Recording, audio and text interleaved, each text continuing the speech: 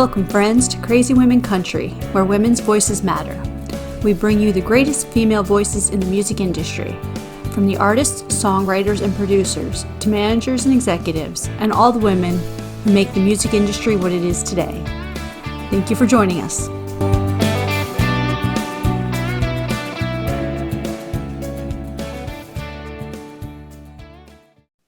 Welcome, friends, to another episode of Crazy Women Country. I'm Donna. I'm Paula, and today we have Shannon Quinn with us. How are you doing? I'm doing good. How are you guys? Doing good. We're wonderful. Doing good. Thanks. Fantastic. So, tell all our Crazy Women Country fans, who is Shannon Quinn? Oh. We like to start off difficult. Honestly, I don't know. No, I grew up in Pennsylvania, near Gettysburg, so it's central PA.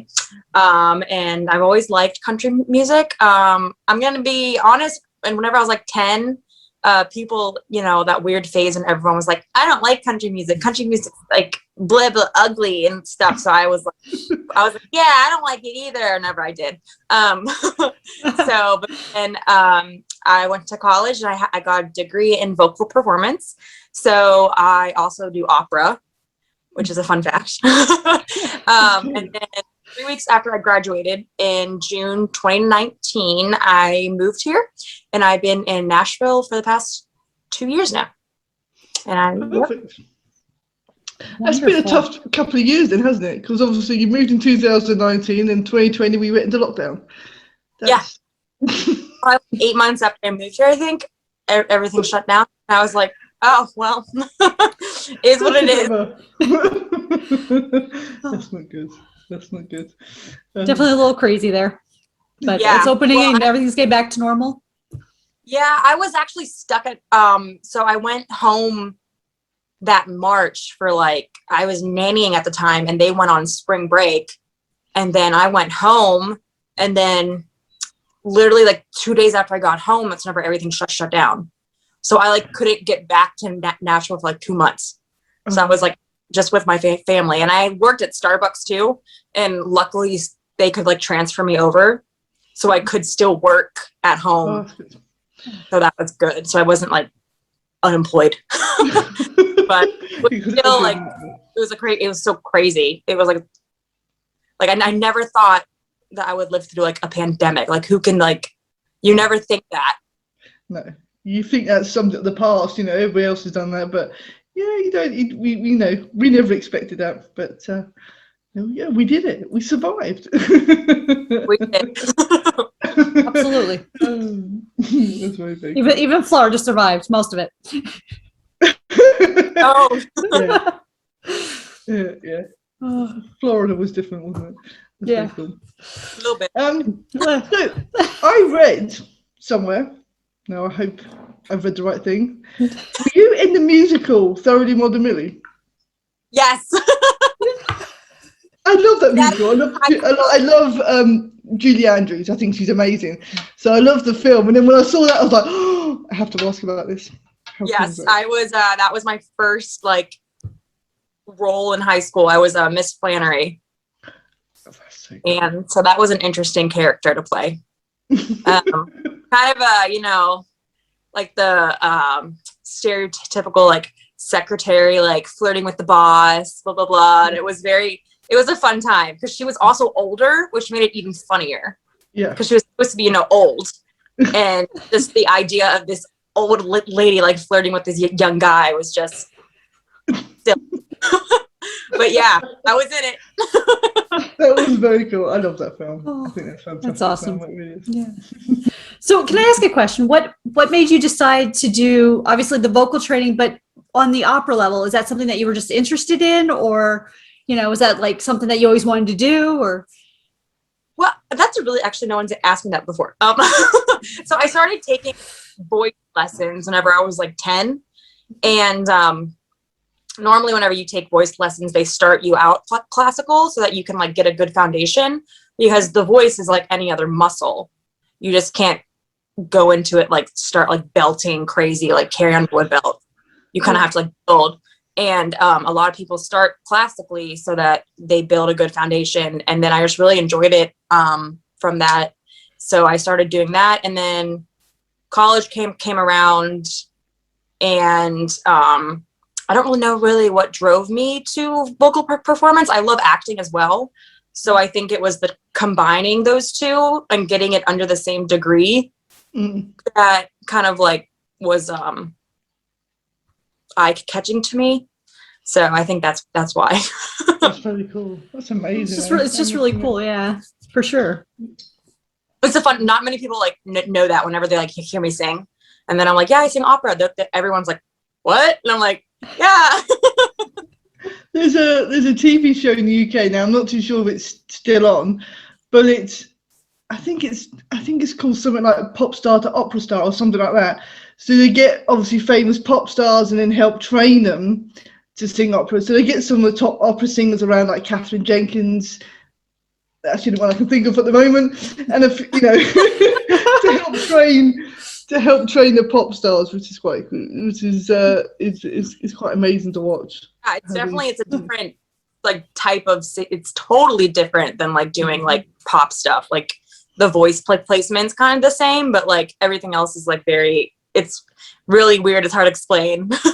Yeah, I must admit, it looked very different. You hear these people sing pop, and you're like, wow, and then you hear them trying to sing opera, and it's just like, it's very, very different. Stick to pop, don't go any further. That's very cool. Definitely. So tell us about the singles you released last year. Oh, okay. So I released The Exception last May. That has been my latest, I guess. So it's been like a year, which is sad, but COVID definitely put a damper on everything I was planning. But The Exception I wrote whenever I was like 14. I was young when I wrote that song. And it was my dad's favorite song that I wrote. So I like went back and I tweaked it to make it more mature, I guess, in a way. It was about me being bullied whenever I was younger. That's what started it. And yeah, I knew I just had to record it because first of all, like my dad, and I know he really appreciate it. And also I think it's like an empowering message that I carried with me for a long time. Because it was kind of the first song that I ever wrote that had potential. Yeah. In a way, because you write a lot of songs, but not all of them have potential. Like you don't want to release ones that you're like, sounds kind of weird. I don't know if anyone would like, but this is like one that's like catchy. And like, I did play it before, like I played it in high school. We had I was in like show choir and we had like a band, and my choral director, he like let me play it as like a showcase, and it was received really, really well. And at that point, that's when I was like, okay, so this one is actually good, and I can probably take this with me as I continue to climb the ladder in music. That's cool. Perfect. So you were in show choir. So that's like yeah, at first I couldn't dance well. I still can't dance well. And I was the back singer. Oh, there's my cat. Just ignore her. Oh, yeah, it's just yeah. Yeah, that's what Tigger does too, but usually it's in front of me, so that's cool. No, I don't know. Just ignore her. I don't know what she's doing. But yeah, she wants some attention. She always wants attention. She's the worst.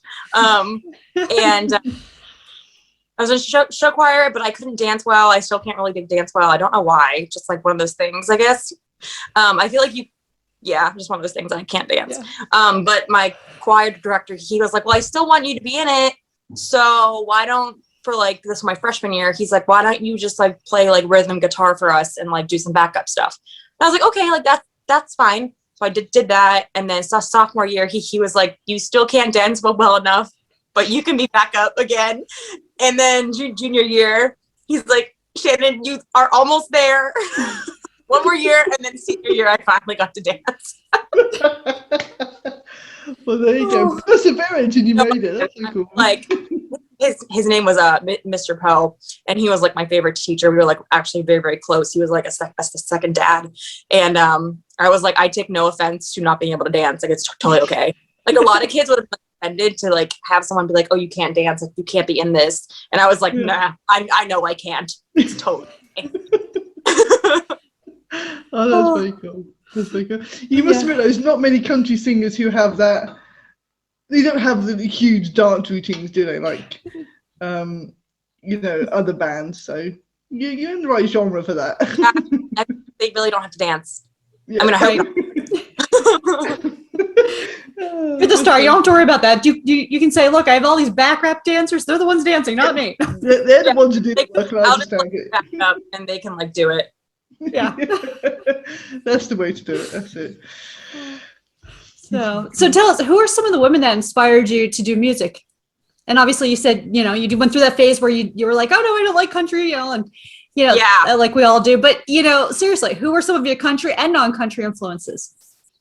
Women wise, so I was actually literally obsessed with Taylor Swift as a kid, which I feel like a lot of girls are obsessed with Taylor Swift. And I think, when did I start? I think her Fearless album, I was like 11 or 12. And that's whenever I like really started getting into Taylor Swift. Like I had like posters everywhere and I had like her lyrics like written, like I would put them on like sticky notes and like stamp them on my walls. And like I was like low key, like actually probably high key obsessed. It's okay. I can say it now. I'm not about it. And then I saw her Speak Now tour in 2011. And I literally cried when she came on stage. Like, no shame. I like cried. And my dad was there with my dad, bless his heart. He like went with me and my friend. He like brought us. And the whole time he was like sitting down because he like didn't know what to do. He was like so surrounded by all these like crazy like preteen girls. And he was just like so overwhelmed. And I'm like next to him like crying. And he was like, why are you crying? But I think that like seeing her on stage like really also sparked like me wanting to do that. Like I want to be on stage, I want to perform, I want to do all these fun things that she's doing because it's so like the environment and the energy that you get from the crowd and from everyone else there, it's so like overwhelming but like in a good way. And like you just feel like you're around like a bunch of friends, and like that kind of really like sparked even more of an interest for me. And then I really started kicking it off with like the writing after that, like full swing. Like I was like writing like every day after that. That's pretty cool. Taylor Swift. I'm trying to think, well, she's like the big one. Like whenever people ask me that, like she's the one that like really comes to my mind. But I've also drawn inspiration from like Miranda Lambert, Casey Musgraves. I really like her. Carrie Underwood, of course. Like she's like everyone's like Carrie. Like her voice is just phenomenal. And like I haven't heard her sing like badly like one time. I don't think. Like she's always just spot on. Like flawless. So those are like the big ones that come to my mind. Yeah, that's awesome. Those are great influences. And I'm still a Taylor fan. I don't care. I've always been a Taylor fan. So. I don't know. I'm not answering that one. Let's move on. That's so funny. Okay, so this is the fun part. This is the quick fire questions. Okay, now. Oh no. Okay. Just relax. These are fun. They're dead easy. Yeah. Some need a bit more thought. Others are dead quick. Okay, so. And there's no right answer. It's just to have fun and people get to know you and Yeah, it's cool. So good. So good. So, early bird or night owl? Neither. I like that. Middle of the day kind of person. Yeah. That's the best answer we've ever had, I think. I like sleep in as long as I can, and I love going to bed early. Perfect. I don't know why. Oh, that's very cool. Okay, if you, what sitcom family would you be a member of? Family, or can it be like, oh my goodness, let me think. It could be anything, any sort of sitcom or TV show would you like to be a part of? I feel like a member of. Friends Friends would be cool, actually. Friends, because I have big Phoebe vibes, I feel like. No, that's cool. Phoebe's funny. You can start singing what that silly song she sings about the cat. That's so funny. Okay, so if we had a look through your phone or iPod, what guilty pleasure music would you have hidden on there? Opera. Opera and film scores. I really enjoy film scores. Yeah, that's so I'm cool. not even gonna lie. I have to say, one of my all-time favorite bands is Bond. You know, the four women band that's opera. Actually, yeah, it's not. It's just more classical music. Well, not Yeah. sorry. Yeah, I love film scores. I'll listen to that while I'm cooking or doing something. I love film scores. That's so cool. Okay, what's the weirdest, funniest thing a fan has ever done for you?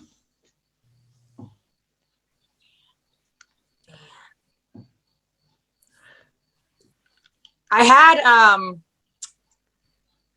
this little girl once. She came up to me and she got my name wrong, but it's kind of like a fan thing. I played Joanna in Sweeney Todd, and she came up to me and she got my name wrong, which is fine. But she was like, "My name is also Joanna, and I want to get a picture with you because you played Joanna." And I was like, "Oh, okay." I was like, kind of sweet. Oh, Yeah. that's so cute. That's very cute. Okay, boots or heels? booty heels. Cool, I love No, that. like the like half boot. They have a little heel on the end. Yeah, That's yeah, my thing. we can do that. What's your favorite drink? Iced coffee. Iced coffee. What about alcoholic? Alcoholic drink, Jack and Coke. Yes. Yes. Shame I'm not at home. If I'm at home, I normally have a huge Jack collection behind me, but I'm not at home, so I'm jealous. I've got a Jack Daniels tattoo as well, so there you go. I'm obsessed with Jack. Oh, that's like my go-to all the time. Perfect. You need a party? I've got loads of Jack. Loads of Jack. I know. I should.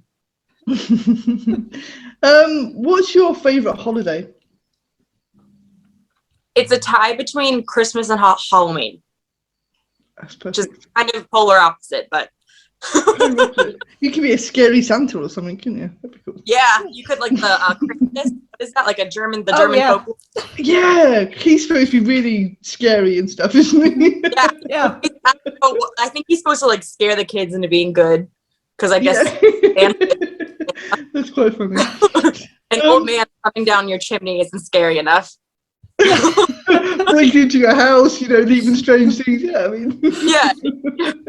Oh, it's funny that you say that, because I remember the first year, I think I was like 4 or 5, and I remember saying to my parents, I go, "Wait, I don't want Santa to come here. He's a stranger." Yeah, no, if you think about it, it's a very scary concept. Like some random dude just being in your house. Yeah, he comes in, no one cares. He leaves things, he eats your food, drinks your milk, and then come on. Yeah, I know. They're talking.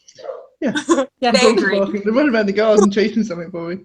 Yeah. Stupid dogs. Yeah, it is very scary, I have to say. What's your favourite animal? It's a wolf. Wolf. Perfect. Okay. If you could add somebody to Mount Rushmore, who would it be and why? It can be anybody you want to add to Mount Rushmore. Dolly Parton. Dolly Parton. We're gonna have to get Dolly on there. Tell you, I'm just gonna go when I get to Mount Rushmore. I'm just gonna go there with a little chisel and a thing and be like, "Hi, I'm here to put Dolly Parton up here." And they're gonna be like, "Yeah, we're gonna arrest you for that." She is the backbone of America. Definitely. She's amazing. What was the first concert you went to? I think it was Taylor Swift was my first concert. Yeah, I was older when I went to a concert. She was my first one. Perfect. So then you can see why you're so emotional. You kind of get the gist there then. Being your first concert, the whole experience is just amazing. It's cool. So what's your favorite color? Mint green. Ooh, nice. Yeah.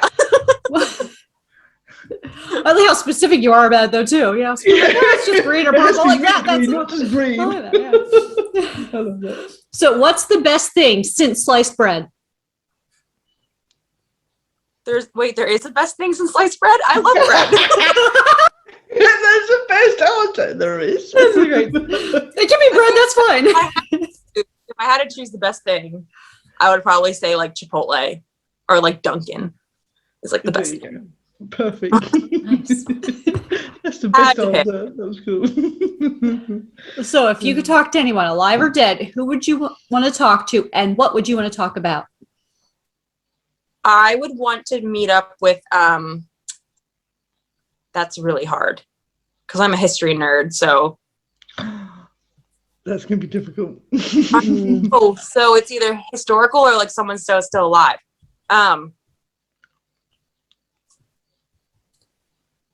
Wow.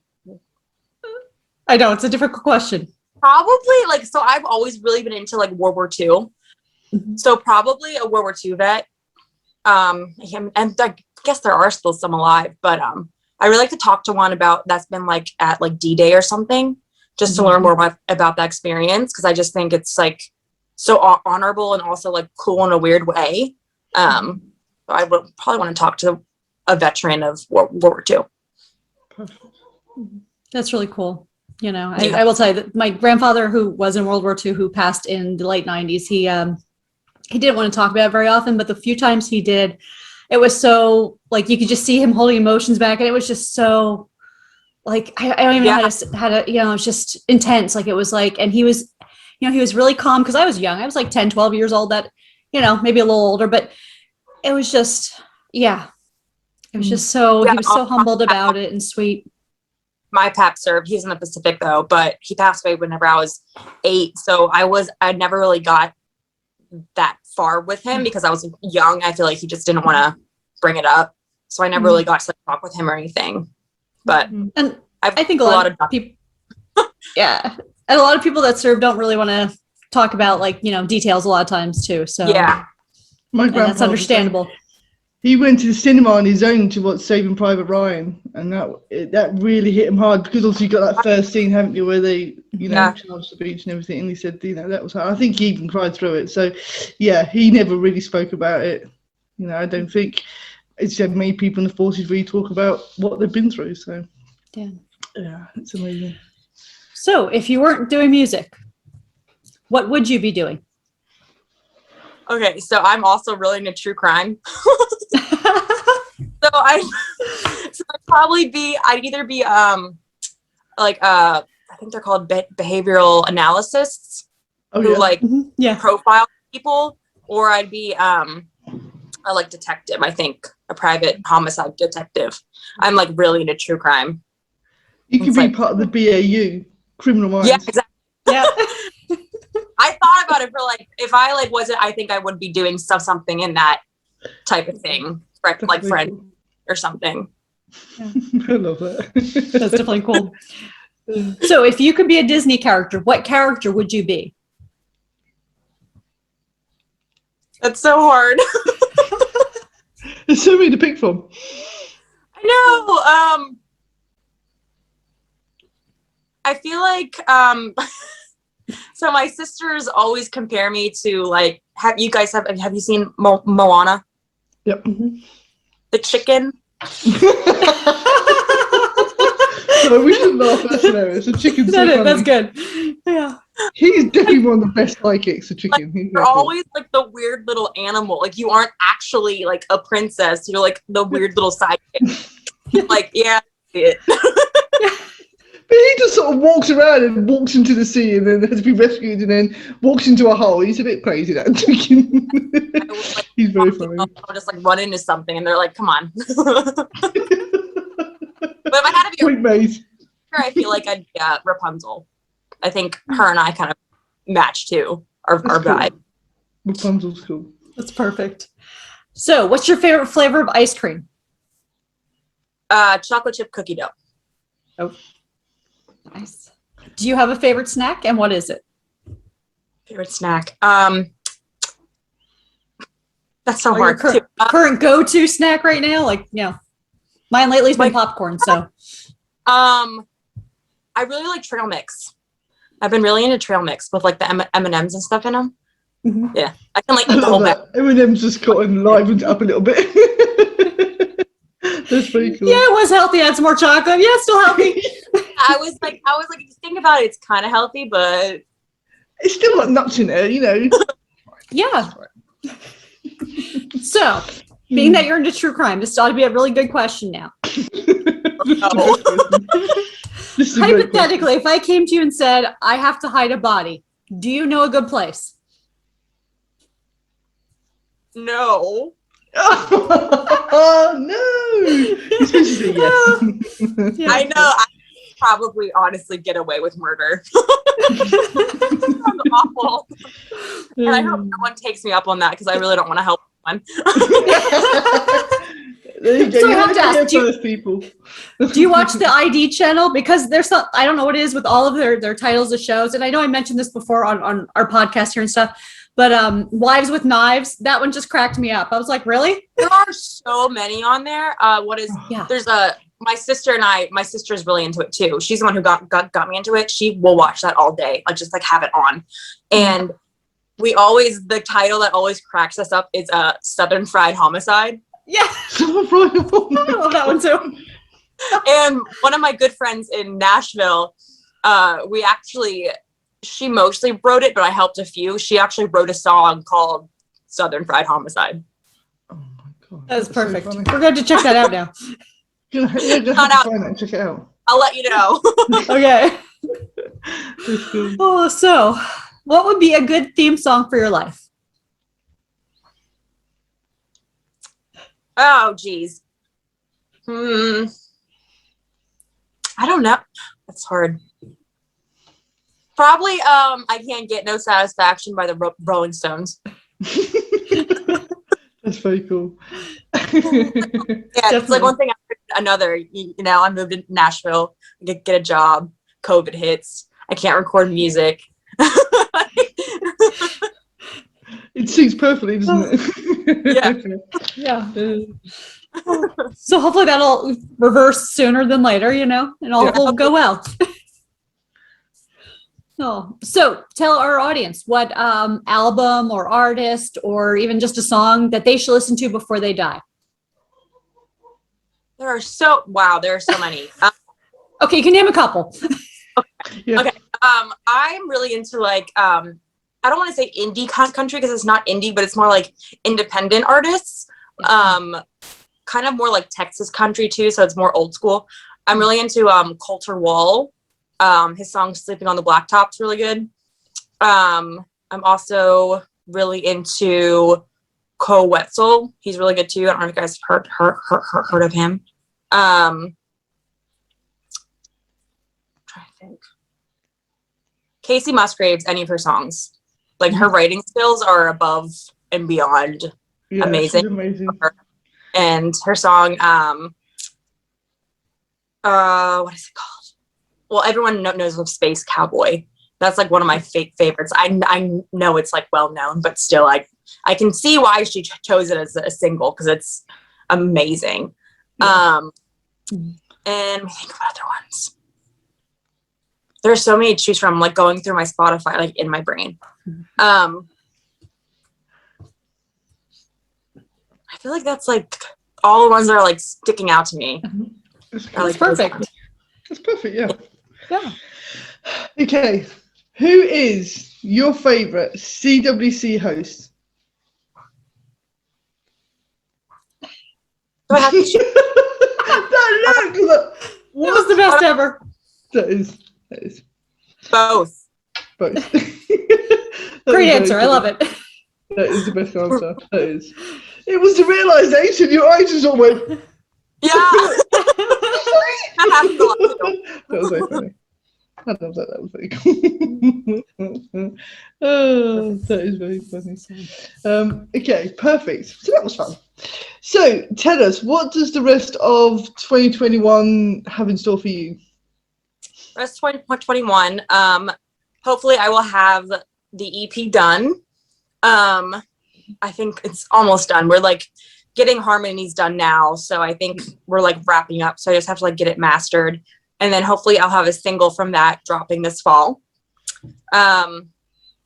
So that's looking forward to that. I'm looking forward to booking some more shows. I just played a wedding last week, so that was really fun. So I'm starting to branch out. I'm booking a lot of writers rounds. I'm starting to book solo stuff. Like this Wednesday, I'll be at the Sutler downtown, which is a little like bar, and I'm doing like a 30 minutes solo set of original music. So I'm starting to now book like my own stuff, which is really exciting. I have a lot more co-writes. I'm meeting a lot more people. So hopefully good things coming up. But the main thing is looking out for that single in the fall. Yeah, that's cool. Wonderful. We're definitely excited by that. Yes, definitely. I hope so. I'm excited. I'm so excited. It's very different. It's going to be different sounding than my last. At least I think it's very different than my last 4. So okay, so we look forward to that. Definitely. Cool. Especially because, and I don't mean this in a negative way, I mean this in a positive way. As people grow and get older, and just in general, we age, because we have to. Not that we want to, grow up, but you can tell that difference in someone's music when they're first starting sometimes, and they're trying to find their way, and then when they're like, this is where I want to be, and this is what I'm doing, and you can even see that growth. Then it's amazing to watch, and that's what we love to do.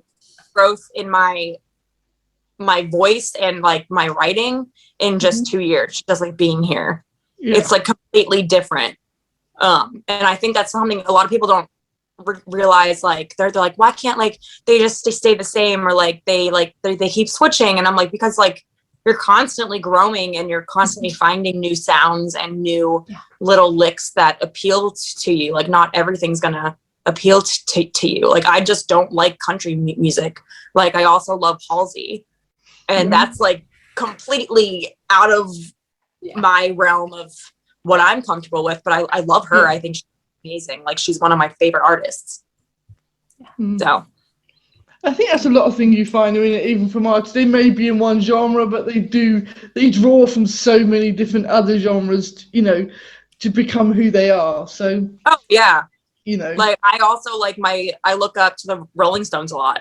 Like I get a lot of my like writing ideas from them, their metaphors and everything.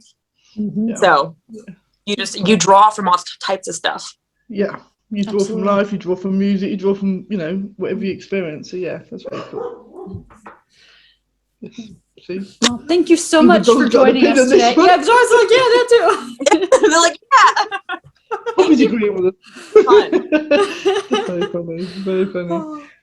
This has been fun. This has been great. It has been wonderful, and thank you so much for joining us today. Yeah, anytime. It was so much fun. Perfect. So yeah, make sure you follow all of Shannon's social media accounts: Twitter, Instagram, Facebook, everything else. Make sure you follow and keep an eye out for that new music. It's going to be amazing. And if you're in Nashville, go check out some of those writer rounds. Oh yeah, come find me. Go say hi to Shannon for us. Yes. All right. Later. Thanks for joining us for another episode, everyone. Have a great day. Later. Bye.